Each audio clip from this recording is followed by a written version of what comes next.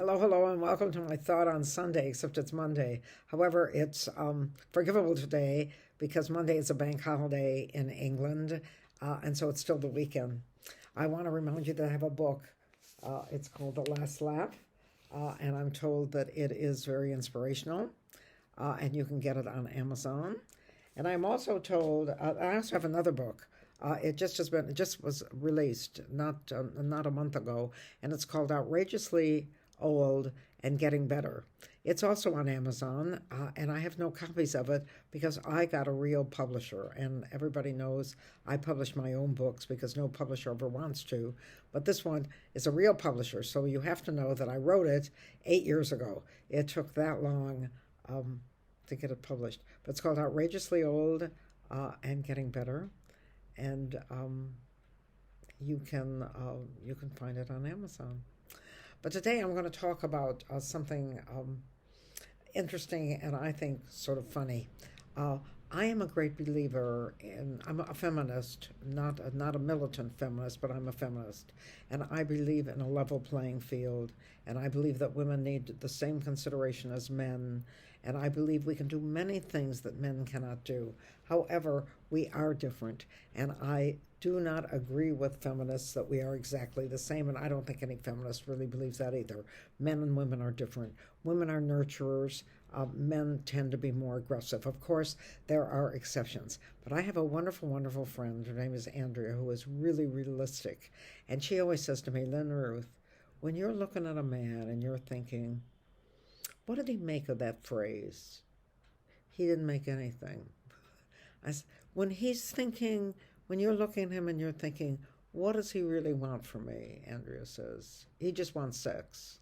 I said, not from me. She said, yeah, they want it with anything.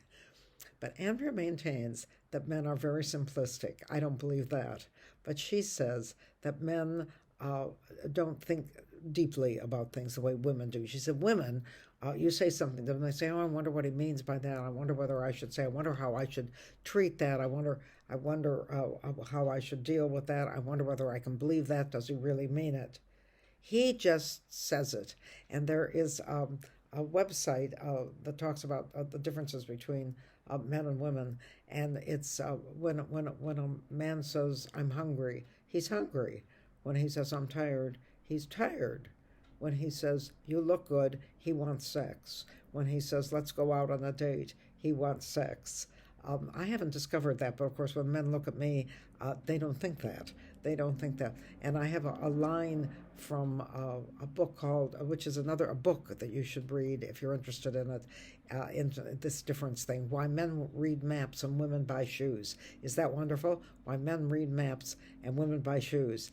And she says, it's a woman that wrote it, and she says, when a man's walking down the street and he sees a woman and he says, see her, I had sex with her, but I didn't like her, he's lying. I always love that one.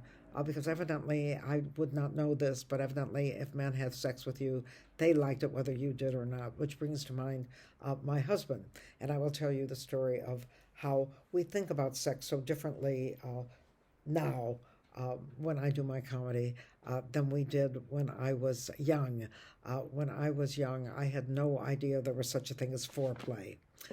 My friend Lois, who was my age, said that the first time that she had never, until she got married, and this is me also, she never saw a naked man. So she thought that all men's genitalia was shaped like a fig leaf. And she said she had a terrible time figuring how you fit that into a vagina. I'll give you one even better. I never saw a naked man. I just never did. Because when I had sex with my husband, which was the only person I've ever had sex with, and I was married for 2 years, so it was a long time ago. When I had sex with my husband, the lights were out. So I never really saw what he looked like. I'm sure that he was a jock. God love him. He's now passed over to the other side of the grass, so I don't want to say anything evil about him. But we did not know about foreplay. We had no idea. And Tiff Stevenson tells the story of a woman my age who was talking about sex, and she said, I didn't know that we could move. And I said, well, I didn't either. I'm thinking that having sex with me was like having sex with a board because we just didn't know. But I have a list here because it is true that women say one thing and mean another, and men pretty much mean what they say. And I believe it was Maya Angelou that said, um, if a man tells you who he is and what he's about, he means it. And I'm thinking of a couple that were they were really together just to have, for him, he was just there just to have sex, and she was building a relationship. They were 23 years apart. He was in his 60s, she was 40, and she was thinking that he came to see her. They had sex, and then they would have conversations, and then they would fight, and she would say to him, so when are we moving in together? And he would say never. Now, because I'm from a 50s mentality, I would have said, well, then you can leave. I'm done. Because what you're getting from me, you just have to, you can pay for it because you're not giving any of yourself. But he thought that he was being very kind to her because he took her on trips. And he said, there are a lot of women that would just love a relationship like that. Well, not from my generation. I don't know about this generation, but I don't know very many people that would just want a man around when you're in your 40s and still are building a life, that just wanted you for sex and took you on vacations for sex. And they also did long walks, which I love that. So they did long walks. So I have a list here, and I'm going to be reading it to you, but I absolutely love it because it's true. It's the way my mother was. I'm going to give you an example with my mother. There's a joke that says a Jewish mother is like, what's the difference between a Jewish mother and a Rottweiler? And the answer is that eventually a Rottweiler lets go. My mother never let go. And I always remember the time that I took my Aunt Sunny, may she rest in peace. It was an absolutely wonderful woman. And in the fall, in the Midwest, you go around to farms and they sell cider and they sell pumpkins and they sell fall corn. It's just wonderful. And I went to one of the farms and I bought my mother homemade honey. And I brought it back to her with my aunt. And I said to my aunt, you watch. When I bring this to her, she's going to find something wrong. And my aunt said, no, she won't do that. You bought her a gift. I said, you don't know a Jewish mother. And I walked in with this homemade honey, and I said, hi, Mother, I've got you some homemade honey. And she looked at me and she said, that was exactly the look you gave me 10 years ago when Aunt Celia said she was engaged to Uncle Henry. Didn't know. So what I'm saying is... women say one thing and they mean another. And I'll give you another of my mother's, where my aunt was grocery shopping with her, and she said, how do you like, they were looking at asparagus and peas and broccoli and eggplant. We call it eggplant in America. And my aunt said, so how do you like your peas? And my mother said, it depends on how much I drink. So women do not answer you. They answer you at an angle. And so I'm going to give you this wonderful, wonderful list, and then I'm going to let you think about all this and realize that men really are different in many, many ways. I want to tell one other thing before I read the list. When a woman looks in the mirror, she sees 500 pounds, too much. She's ready to... go on a diet, no matter what she looks like. And the story of that is that I had anorexia. And when I came home from the hospital, I weighed 55 pounds. You'll have to change that into stones. I don't know, but it's not very many. I was very, very, very thin. And when I looked in the mirror, I swore I had to diet. I thought I was fat. It took me years before I realized that what I was seeing was here. Now, when a man looks in a mirror, he looks at himself with his pot belly and his baggy trousers and his unshaven face, and he sees a jock. He sees a jock. And I absolutely love that. Another difference is if you're out at a bar and a woman throws up, and she's with a bunch of other women, and she throws up. All her girlfriends are going to help her. They're going to take her to the bathroom. Someone's going to hold her hair so it doesn't get dirty. They're going to give her a little heating pad for her stomach. Somebody's going to take her home. If a man is in a bar and he throws up, the first thing the other men say is, what's the matter with you? Aren't you man enough to take that drink? That's the difference. That's the difference. And another is when they present the bill. I always love this because this is true too. When you hand the bill at a restaurant to a man, he might look at the itemization, but he'll pay it, no problem, and he'll pay extra. He'll even it off. If it's £1, he'll give you two. If it's £4.50, he'll give you a fiver. That's it, no problem. The women will come, and if they're having lunch together, and they will look at the menu. They will divide everything, and they will pay exactly what they owe, not 1 cent more. That's women. But this is the serious, and it's true, and we do things like that. And believe me, we can do the same jobs that men do, but we do them differently. We do them differently. And these are some of the things that women say and what they really mean. And this is someone else said that, but I see so many similarities that it makes me very uncomfortable. So think about this, and think about the women you know and the men you know, and see what this is. When a woman says yes, she means yes. She means no. When a woman means no, she means yes. When a woman says maybe, she means no. When a woman says we need that piece of furniture, or she means I want that piece of furniture. I want it.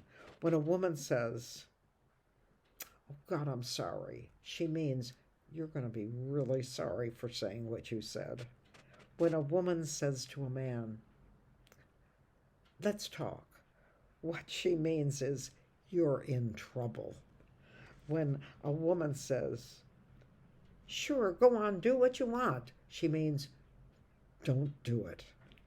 When a woman says, well, just do what you want, she means you're going to pay for this if you do it. And I have done that so many times, I am ashamed. Yeah. I say, oh, do what you want. And then I never let them forget it, ever let them forget it. No, I'm terrible. When a woman says, I'm not upset, she's furious. She's furious. And when a woman says, well, you're very attentive, that's what she's thinking is sex all he wants, And then we have a whole bunch of things about what men say, and I've already told you. When they say they're hungry, they're hungry. When they say anything about the way you look or let's go out on a date, they're saying let's have sex. But the one I absolutely love is if a man says to you, those shoes don't really match that outfit, he's gay. That's what that's about. So there are differences, but there are also similarities.